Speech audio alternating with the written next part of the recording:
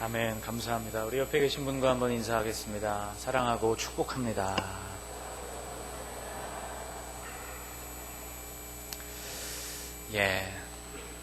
여러분, 오늘은 3.1절 기념주일입니다. 95주기가 됩니다. 대한 독립만세를 외친 지가. 독립선언문이 왜 이렇게 긴가? 애국가는 왜 4절까지 부르나? 또 우리 교회 처음 아마 방문하시는 분들은 이렇게 빼곡하게 붙여놓은 태극기가 무엇인가? 어떤 분들은 무슨 전당대회 하는 것 같이 붙여놓은 것 같다, 그런 말씀도 하시는 것을 들었습니다. 그러나 여러분, 1년에 단 2번입니다.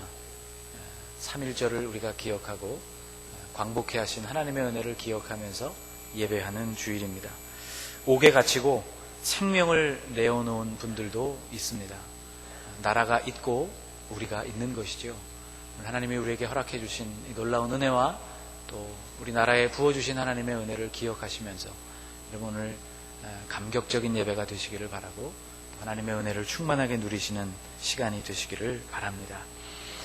우리나라는 성경에 나오는 이스라엘과 많은 점에서 닮아 있습니다. 특별히 수없는 외침을 받은 역사가 그러합니다. 바다와 대륙을 연결하고 있는 이스라엘이라는 지리적인 위치가 한반도와 아주 닮아 있기 때문이죠. 수많은 나라들이 이런 지형을 차지하기 위해서 전쟁을 일으켜 왔습니다. 우리가 이런 때 늘 기억하는 문구가 있지요. 용서하되 잊지는 말라 하는 문구입니다. 우리가 일본 제국주의가 우리에게 저지른 만행을 기억해야만 합니다. 이것은 일제에게 우리가 모든 책임을 전가하고 그 모든 죄과를 현재의 일본인들에게 묻고자 하는 것이 아닙니다. 다만 우리는 역사를 기억해야 한다는 것입니다. 그리스도의 사랑으로 용서할 수 있어야 하겠지만 힘이 없어서 당한 서름과 치욕의 역사가 다시는 반복되지 않도록 우리는 다방면에서 힘을 길러 놓아야 할 것입니다. 오늘 읽어주신 본문은 다니엘서입니다. 다니엘서는 바로 이스라엘 역사 가운데 우리와 그와 같이 비슷한 그러한 때를 기록해주고 있습니다. 오늘 본문 함께 읽지는 않았지만 1절과 2절 말씀을 보면 당시의 상황을 이렇게 기록하고 있습니다. 유다왕 여호야김이 다스린 지 3년이 되는 해에 바벨론 왕 느부갓네살이 예루살렘에 이르러 성을 에워쌌더니 주께서 유다왕 여호야김과 하나님의 전 그릇 얼마를 그의 손에 넘기심에 그가 이것을 가지고 신할 땅 자기 신들의 신전에 가져다가 그들의 신들의 보물 창고에 두었더라. 예루살렘은 함락되었고 성전은 황폐해졌으며 예배에 쓰여지는 거룩한 그릇들은 다 빼앗기고 말았습니다. 이방 신전 창고에 들여지는 전리품이 되고 만 것이죠. 많은 사람들이 죽임을 당했고 포로로 끌려가게 되었습니다. 특별히 젊은 귀족들의 자식들은 바벨론으로 끌려가게 되었고 거기서 강제로 공부를 해야만 했습니다. 그들은 이름도 개명당했습니다. 우리와 참 여러분 비슷하지 않습니까? 7절 말씀을 한번 같이 읽겠습니다. 환관장이 그들의 이름을 고쳐 다니엘은 벨드사살이라 하고 하나냐는 사드락이라 하고 미사엘은 메삭이라 하고 아사랴는 아벳느고라 하였더라. 여러분, 이들의 이름 다니엘 또 미사엘, 엘자가 들어간 이름은 하나님과 연관되어진 거룩한 이름입니다. 그런데 그들의 원래 가지고 있었던 이러한 종교적인 이름이 바벨론식으로 개명이 되어져서 고쳐진 이 모든 이름, 사드락, 메삭, 아벳느고와 같은 이름들은 바벨론에서 섬기던 신들과 연관되어진 그런 이름이었습니다.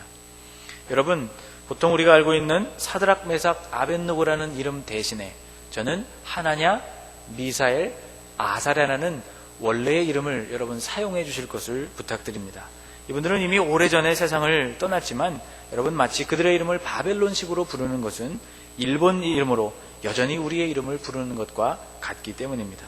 신앙적인 이름을 사용할 수 없게 되었고 바벨론의 신들과 연관된 부정한 이름으로 자신의 정체성도 바뀌게 되어지면서 여러분, 이렇게 바벨론에 와 있는 다니엘과 그의 친구들의 심정을 여러분 한번 헤아려 보시기를 바랍니다. 나라를 잃은 슬픔과 타국 생활의 서러움과 믿음을 지켜가기 어려운 현실 앞에서 여러분, 다니엘의 마음에 얼마나 많은 한이 있었겠습니까? 그런데 여러분, 이러한 어려움에도 불구하고 이 시기는 다니엘이라고 하는 위대한 믿음의 인물을 배출해낸 시기이기도 합니다. 영웅은 난세에 난다, 그런 말이 있죠. 이것을 더 정확히 표현한다면 난세가 영웅을 만든 것이 아니고 실은 원래부터 있었던 이 위대한 영웅이 난세를 만나게 되면서 더 두드러지고 돋보여지게 된다는 것일 것입니다. 어려움 속에서 다니엘의 믿음은 더욱 빛을 발하게 되었습니다. 오늘 말씀의 제목이 위기라는 시약입니다. 여러분, 시약이라는 걸 잘 아시죠? 화학 분석에서 물질의 성분을 검출해내거나 정량하는 데 쓰이는 약품을 일컫는 말입니다. 보통 때에는 잘 드러나 있지 않다가 특정한 조건을 만나면 반응하게 되어서 결과가 나타나는 그런 물질을 가리켜서 우리는 시약이라고 부릅니다. 학창시절을 여러분 한번 떠올려 보시면 리트머스 종이와 같은 것을 생각해 볼 수 있습니다. 이 리트머스 시험지는 염기성을 만나면 푸르게 변하고 산성을 만나면 붉게 변하는 성질을 가진 그런 종이입니다. 여러분, 영화를 보실 때 이 사고 현장을 조사하는 조사관들이 혈흔을 찾기 위해서 어떤 액체를 분무하는 것을 보신 일이 있을 것입니다. 루미놀이라고 불리는 액체입니다. 이 루미놀이 혈액과 만나게 되면 눈으로는 보이지 않는 혈흔의 자리를 그대로 드러내주는 좋은 시약이 되기 때문이죠. 여러분, 진짜와 가짜를 드러내주는 것은 위기 상황입니다. 그래서 위기라는 시약, 그런 제목을 붙였습니다. 여러분, 금속이 제일 싫어하는 것이 습기입니다. 싸구려 보석들은 그래서 습한 곳에 가게 되면 색이 점점 변하게 됩니다. 검고 어두운 색깔을 띠게 되는 것이죠. 그러나 순수한 보석들은 여전히 환경과 관계없이 반짝반짝 빛이 납니다. 솔로몬의 재판을 여러분 한번 떠올려 보십시오. 아기를 반으로 나누라, 이런 판결이 나오기 전까지, 그리고 실제로 날이 시퍼렇게 선 칼이 그들 앞에 오기 전까지는 진짜 어머니와 가짜 어머니를 구분할 수가 없었다는 것입니다. 하나님이 우리에게 위기 상황을 주시는 것, 때로는 그것이 우리의 믿음을 달아보시는 하나님의 방법이라는 것입니다. 하나님이 이 시약을 언제 사용하시는가? 우리의 믿음을 보시기 원하실 때에 사용하신다는 것입니다. 여러분, 다니엘이 우리에게 보여준 이 믿음을 우리가 조금 더 살펴보겠습니다. 다니엘은 끌려간 그곳에서 3년 동안 바벨론의 학문과 언어를 습득하게 되었습니다. 우리로 치면 수험생 기간이 3년이었던 셈인데 참 이것조차도 우리와 닮아 있다는 생각을 하게 됩니다. 요즘이야 초등학교 공부 때부터 부모님들이 아이들의 교육에 여러 가지로 신경을 쓰게 되지만 사실 실질적으로 대학교 입시를 준비하게 되는 고등학교 3년 과정을 우리는 이 수험생의 과정이라고 부를 수 있을지 모르겠습니다. 그들은 최고의 대우를 받으면서 이러한 공부를 하게 되었습니다. 신기하죠? 죄수로 끌려가고 억지로 공부를 하게 되었지만 그들에게 제공되어진 환경은 사실 굉장히 좋은 환경이었습니다. 오늘 말씀 5절을 보면 이렇게 기록하고 있습니다. 또 왕이 지정하여 그들에게 왕의 음식과 그가 마시는 포도주에서 날마다 쓸 것을 주어 3년을 기르게 하였으니 그 후에 그들은 왕 앞에 서게 될 것이더라. 사실상은 최고의 대우를 받으면서 공부를 한 셈이었지만 여러분, 마음이야 어디 그랬겠습니까? 낯선 나라에 와서 자유도 없이 매인 몸으로 시험 결과에 따라서 앞으로 어찌 될지를 모르는 불안한 상황 가운데 3년을 보내게 되었을 것입니다. 여러분, 그런데도 다니엘은 오늘 본문에 의하면 그들에게 주어진 이렇게 기름지고 좋은 음식을 거부했다고 말씀하고 있습니다. 8절 말씀을 같이 읽겠습니다. 다니엘은 뜻을 정하여 왕의 음식과 그가 마시는 포도주로 자기를 더럽히지 아니하리라 하고 자기를 더럽히지 아니하도록 환관장에게 구하니. 다니엘은 처음부터 의지가 확고했습니다. 8절 말씀에 뜻을 정하였다고 했죠. 하나님의 백성으로서 거룩함을 유지하기로 마음을 먹은 것입니다. 그런데 여러분, 이것이 다니엘의 입장에서는 그렇게 쉬운 일이 아니었다는 것입니다. 그는 지금 끌려온 포로요, 본인의 의사와 관계없이 왕 앞에 서서 그의 지혜를 시험받아야만 하는 그러한 상황에 있는 입장이었습니다. 그런데도 다니엘은 본인이 하나님을 경외하는 마음으로 본인의 거룩함을 지킬 수 있도록 이 엄청난 것을 요구했다는 것입니다. 오늘 본문 9절 말씀을 보면 그들을 지도하고 그들을 총괄했던 환관장이 다니엘을 매우 총애했음을 알 수 있습니다. 9절 말씀을 한번 읽어볼까요? 하나님이 다니엘로 하여금 환관장에게 은혜와 긍휼을 얻게 하신지라. 은혜와 긍휼을 얻었다는 것, 환관장이 다니엘을 아주 신임하고 그를 눈여겨보았다는 말이죠. 아마도 다니엘은 이것에 더욱 담대함을 얻어서 이 부탁을 그에게 하고 있는지도 모릅니다. 그런데 여러분, 우리가 8절에서부터 10절 말씀을 아주 눈여겨보아야만 합니다. 8절과 9절의 흐름을 보면 이렇게 되어 있습니다. 다니엘이 하나님 앞에 뜻을 정했고, 그리고 그들을 총괄하는 환관장이 다니엘을 아주 사랑하고 총애했다. 여기까지 이야기가 전개되고 있습니다. 그러면 여러분, 10절에 가서 어떤 결론이 와야 정상적인 결론이 오는 것일까요? 하나님께 뜻을 정하고 또 사랑을 받고 총애를 받는 환관장에게 그 일을 부탁했기 때문에 환관장이 그 청을 들어주었다. 아마 이야기가 이렇게 전개되어야 맞는 전개인데, 이 논리의 흐름이 굉장히 이상합니다. 10절 말씀을 보면 이렇게 되어 있죠. 환관장이 다니엘에게 이르되 내가 내 주 왕을 두려워하노라.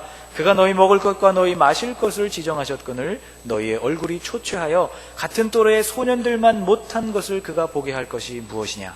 그렇게 되면 너희 때문에 내 머리가 왕 앞에서 위태롭게 되리라. 다니엘을 그렇게 아꼈으면서도 자신의 목이 달아나는 것은 감수할 수가 없었다는 결론입니다.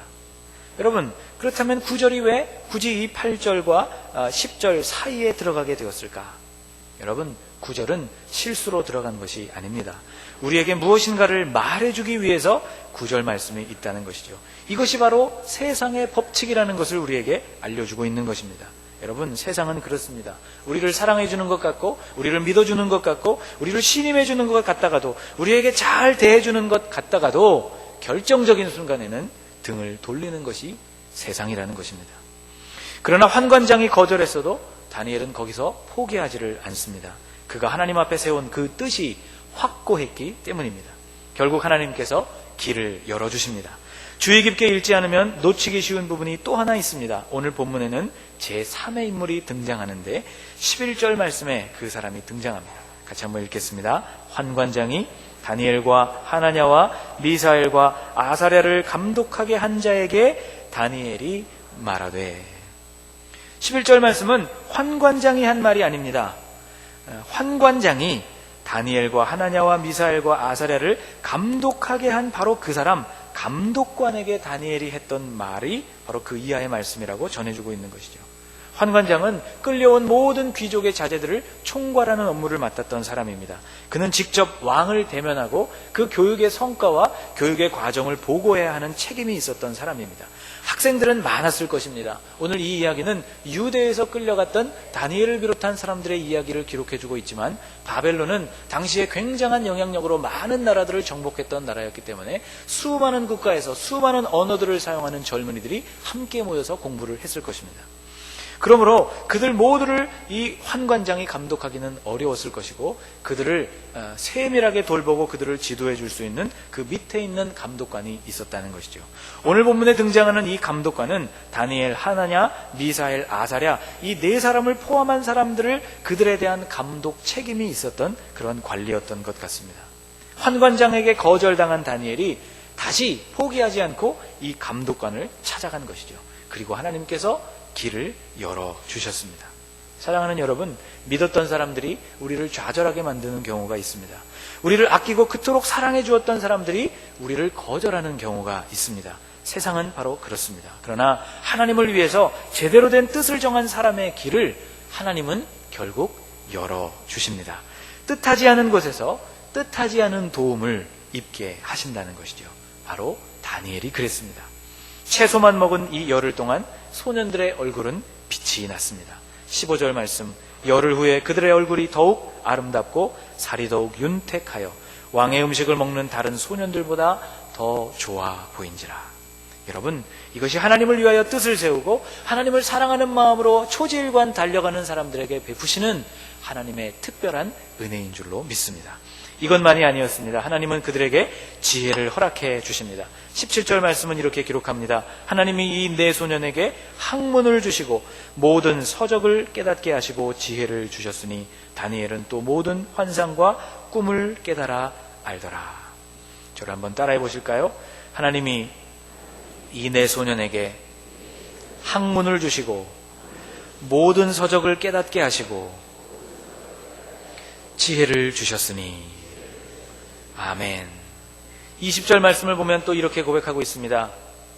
왕이 그들에게 모든 일을 묻는 중에 그 지혜와 총명이 온 나라 박수와 술객보다 10배나 나은 줄을 아니라. 여러분, 20절에 등장하고 있는 온 나라의 박수와 술객은 그저 무슨 도수를 부리고 무슨 마술을 부리는 그런 사람들을 일컫는 말이 아닙니다. 당대 바벨론을 지휘하고 그들을 다스렸던 최고의 관리들, 모든 학문의 분야에서 두각을 나타내는 최고의 사람들을 일컫는 말입니다. 그런데 하나님이 이 네 소년에게 주님께서 은혜를 주시니 그들의 지혜와 총명이 이들을 초월했을 뿐만 아니라 10배나 더 나은 지혜를 하나님이 얻게 해주셨다고 말씀해주고 있습니다. 사랑하는 여러분, 하나님을 위해서 뜻을 정하고 그것을 지키기 위해서 애쓰는 사람에게는 이렇게 하나님의 특별한 은혜가 임하게 되는 것입니다. 하나님은 사무엘상 2장 20절에서 30절에서 이렇게 말씀해 주셨습니다. 나를 존중히 여기는 자를 내가 존중히 여기고 나를 멸시하는 자를 내가 경멸하리라. 한번 따라서 같이 해볼까요? 나를 존중히 여기는 자를 내가 존중히 여기고 나를 멸시하는 자를 내가 경멸하리라. 아멘. 여러분, 하나님이 우리에게 주시는 약속입니다. 우리 자녀들과 함께 지난주 주일 새벽부터 어제까지 7일 동안 새벽에 우리 부모님들이 자녀들의 손을 붙들고 하나님의 전을 찾아서 함께 기도하는 아주 뜻깊은 시간을 가졌습니다.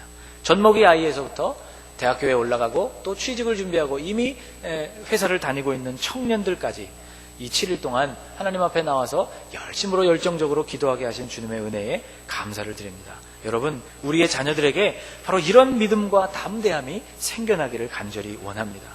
여러분, 7절, 13절 말씀을 한번 다시 보겠습니다. 같이 읽겠습니다. 당신 앞에서 우리의 얼굴과 왕의 음식을 먹는 소년들의 얼굴을 비교하여 보아서 당신이 보는 대로 종들에게 행하소서 하매. 제가 이 13절 말씀을 읽는데 제 눈이 고정된 곳은 당신이 보는 대로 종들에게 행하소서라는 부분이었습니다. 바로 여기에 다니엘의 당돌함과 다니엘이 가지고 있었던 자신감이 여기에 드러나 있었기 때문이죠. 열흘을 시험해 보시고 그 이후에는 당신 마음대로 하십시오. 당신 마음대로 하셔도 좋은데 내가 확신하기는 하나님께서 분명히 우리를 도와주실 것이라고 나는 확신합니다. 라는 확신이 바로 23절의 고백에 들어 있습니다. 여러분, 믿음의 진가는 위기 앞에서 나타나게 되어 있습니다. 새 학년, 새 학기를 주님과 함께 그런 주제로 우리가 우리 자녀들의 손을 붙들고 기도했는데 우리 자녀들이 이제 내일부터 새로운 학년으로 올라가고 새로운 학교로 진학하게 되고 새로운 학교 생활이 시작되게 됩니다. 부모로서 걱정이 많으실 것입니다. 그러나 여러분, 염려하지 마십시오. 하나님께서 새로운 학교에, 새로운 학급에 혹은 새로운 직장 속에 하나님께서 숨겨놓으신 하나님의 사람들이 있음을 여러분 믿으시기를 바랍니다. 고난 앞에서도 믿음을 저버리지 않는 사람, 그래서 숨겨두신 이 하나님의 도움을 받는 사람, 바로 그러한 사람들이 여러분들이 되시고 여러분들의 자녀가 되시기를, 그래서 새롭게 시작되는 이 3월이 하나님의 은혜로 말미암아 온전한 승리를 누리시고 다니엘에게 부으셨던 지혜와 능력으로 온전히 승리했던 것과 같은 놀라운 승리가 여러분의 삶에도 나타나게 되시기를 주님의 이름으로 축복합니다.